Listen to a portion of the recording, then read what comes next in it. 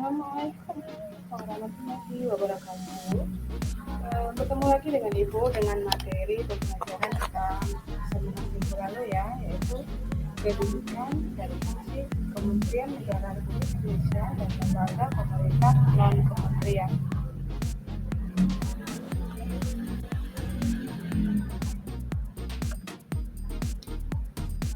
Nah, tugas Kementerian Negara Republik Indonesia dalam sistem presidensial.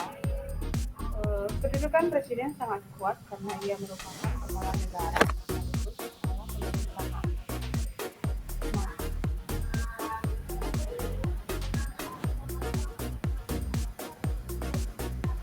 apa saja sebagai kepala negara dan kepala pemerintahan, tentu presiden memiliki tugas-tugas dan kewenangan. Nah, berikut adalah kewenangan Presiden Republik Indonesia sebagai kepala negara. Nah, kewenangan Presiden sebagai kepala negara itu terdiri dari pertama, memegang kekuasaan yang tertinggi atas angkatan darat, angkatan laut, dan angkatan udara. Kemudian menyatakan perang, membuat perdamaian dan perjanjian dengan negara lain dengan persetujuan DPR. Yang ketiga, membuat perjanjian internasional lainnya dengan persetujuan DPR. Kemudian menetapkan keadaan bahaya, mengangkat duta dan konsul. Dalam pengangkatan duta, Presiden memperhatikan pertimbangan DPR. Menerima penempatan duta negara lain dengan memperhatikan pertimbangan DPR. Memberi grasi rehabilitasi dengan memperhatikan pertimbangan Mahkamah Agung. Memberikan amnesti dan abolisi dengan memperhatikan pertimbangan DPR. Kemudian memberi gelar tanda jasa dan lain-lain tanda kehormatan yang diatur dengan undang-undang. Nah, berikut adalah kewenangan Presiden Republik Indonesia sebagai kepala pemerintahan.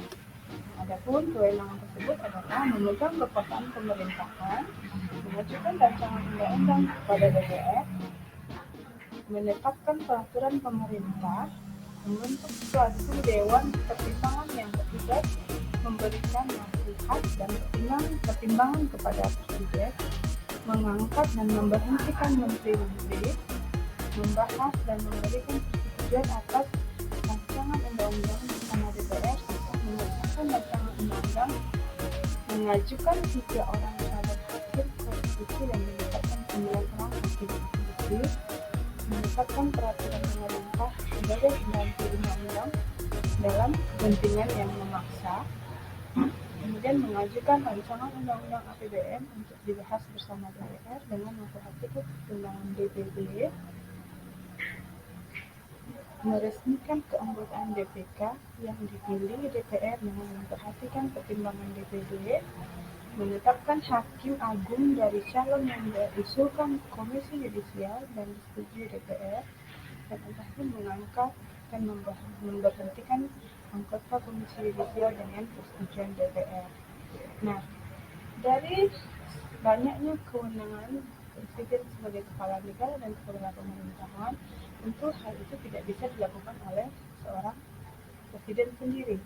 Nah, oleh karena itu, Presiden dalam menjalankan tugas dan kewenangannya dibantu oleh wakil presiden yang dipilih bersamaan dengan pemilihan presiden.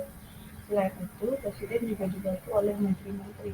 Menteri-menteri ini dipilih oleh Presiden, secara otomatis bertanggung jawab kepada Presiden, diangkat dan diberhentikan oleh Presiden.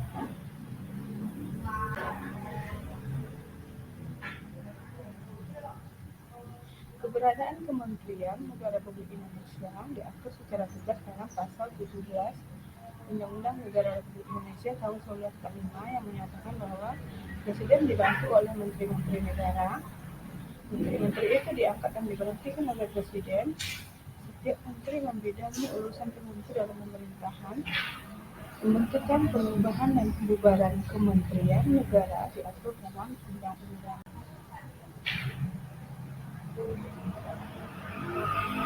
Nah, klasifikasi Kementerian Negara Republik Indonesia. Dalam pasal 15 Undang-Undang Republik Indonesia nomor 39 tahun 2008 tentang Kementerian Negara, secara tegas menyatakan bahwa jumlah maksimal kementerian negara yang dapat dibentuk adalah 34 kementerian negara. Nah, masing-masing kementerian ini mempunyai tugas dan tanggung jawab masing-masing. Nah, berikutnya juga ada lembaga pemerintah dan kementerian. Lembaga pemerintahan dan kementerian merupakan lembaga negara yang dibentuk untuk membantu presiden dalam melaksanakan tugas pemerintahan tertentu. Lembaga pemerintahan dan kementerian berada di bawah presiden langsung.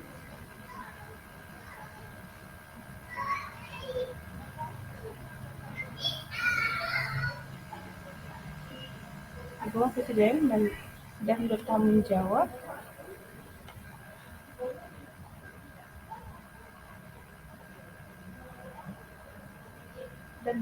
langsung kepada presiden melalui menteri atau pejabat setingkat menteri yang terkait.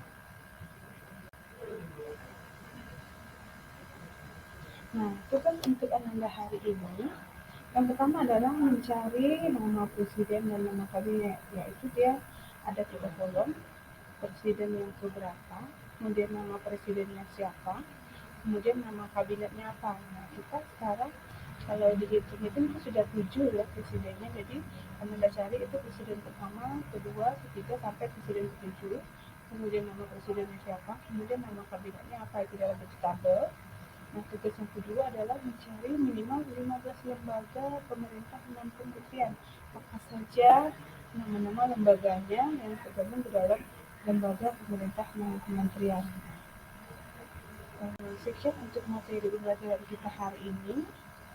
Biasakan disiplin dalam mengerjakan tugas, dan Allah tidak akan mengubah nasib suatu kaum apabila dia sendiri tidak ingin mengubah. Nah, jadi semua tugas-tugas yang Anda kerjakan, Anda selesai, silahkan dikirim ke WA Ibu. Bagi yang belum selesai, dapat segera menyelesaikan dan juga mengirim ke WA Ibu, termasuk dengan tugas-tugas yang belum diselesaikan sebelum minggu sebelumnya. Sekian dulu. Assalamualaikum warahmatullahi wabarakatuh.